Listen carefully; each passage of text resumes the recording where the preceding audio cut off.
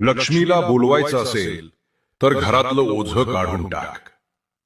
लक्षपूर्वक ऐक. लक्ष्मी ही केवळ सोन्या नाण्याची पैशांची देवी नाही, ती ऊर्जा आहे, ती चैतन्य आहे. लक्ष्मी तिथेच येते जिथं घाण नाही. बाळा, तू म्हणतेस रोज पूजा करते, पण लक्ष्मी घरी येत नाही. तू जरा तुझ्या घरात बघ. जुने कपडे, तुटलेल्या गोष्टी, नको असलेली कागद, सगळं साठवून ठेवलेले असणार. तेच अडथळे आहेत. कारण जिथं जुना कचरा असतो तिथं नवं काहीच येत नाही. ए बाळा, प्रत्येक आठवड्यात एकदा वेळ काढ. बघ, जे काही वापरत नाहीस ते बाहेर फेकून दे. चांगले असेल तर ते कोणाला तरी दे ज्याला त्याचा उपयोग होईल.